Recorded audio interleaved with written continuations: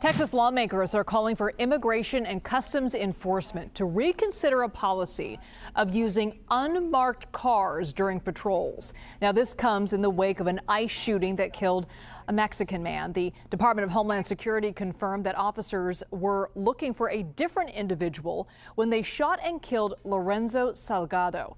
The agency added that officers were almost at the target's address when they saw a white van with a person who resembled the target. Officers initiated that vehicle stop, and Salgado attempted to evade arrest in his vehicle. Agents then shot at Salgado after they say he ignored commands to stop, and they say he tried to ram them. He died after being taken to a hospital. What would you do if you're just being followed by someone and the cars were unmarked? They did not have a siren. They did not have lights or noise. I know that if I'm followed by a black SUV and I don't know who it is, I too would be scared, and I too probably would not have stopped.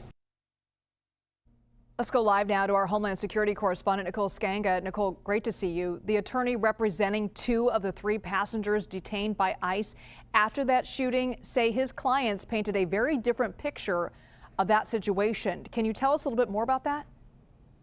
Yeah, absolutely. There were 3 witnesses, passengers in the car, who all submitted written statements because they are currently in detention right now. One of them saying, quote, DHS's recounting of what happened was a lie. Now, you mentioned it earlier. The Department of Homeland Security claims that these ICE agents, one in particular, opened fire because of a reasonable fear of bodily harm or death. But these individuals, these witnesses who were inside the white van along with Lorenzo Salgado, said, no, in fact, at no point were the law enforcement agents' lives endangered. In fact, the uniformed officers approached that white van, that vehicle, from the side. They were not in front of the vehicle or behind the vehicle where that vehicle could have, driven or reversed and threatened their life. And that the agent who opened fire did so almost immediately after that encounter, which, as you mentioned, was not a typical law enforcement encounter, although, of course, ICE has under the Trump administration, adapted this tactic of using unmarked vehicles. But there were no sirens. There was no indication that this was a law enforcement officer that was pulling over this van. It was an unmarked black SUV. And so these statements really drawing a real contrast from what we have heard the Department of Homeland Security say. And complicating this even further is that we don't have any body cam video and we don't have any dash cam video. Yeah, to your point, Nicole, we know that these agents were not wearing the typical body cameras, and DHS blamed the government shutdown for this. What do we know, though, about the training and resources that these agents are receiving? Yeah, and I do want to talk about the body cam policy, too, Liz, because I think it's really important. There's an ICE directive that was effective February 19, 2025, requiring that trained and equipped personnel activate body-worn cameras at the beginning of covered law enforcement activities. And one of the covered law enforcement activities is criminal or administrative warrants. We know that there was an administrative warrant that was going to be carried out. Searches, removals, responses to disturbances, any interactions with the public, these are all covered law enforcement activities. Now, the major limitation here is that this directive has not yet been universally operational.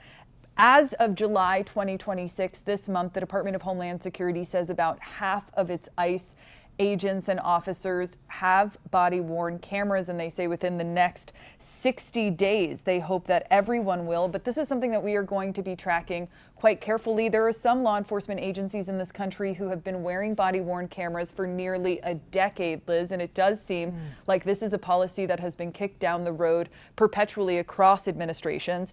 As for ICE training requirements and some recent changes, we do know that enforcement and removal deportation officers attend basic training down at the Federal Law Enforcement Training Center. FLETC training generally does cover immigration and constitutional law, as well as firearms, and armed personnel have to maintain proficiency in any firearms that they're authorized to use. There have been recent changes in training. Previously, under Secretary Noem, the training went to about a 13 to 16 week program to an 8-week program. That decision reversed by the current DHS Secretary Mark Wayne Mullen, and effective July 7th, we went back to a normal training regimen. But we did see that sort of shortened training. Just very quickly on oversight and investigations, we do know that the FBI is investigating. We also learned today that DHS's Office of the Inspector General is investigating this case, along with the DA from Harris County. But in addition to that, we do expect, and we have been asking, if ICE is going to do a misconduct investigation within its own Office of Professional Responsibility. And the big question here is whether or not they will release those findings to the public, if we will learn of any administrative consequences for the agents involved in this incident, if not criminal. Liz. Nicole Sganga, thanks so much.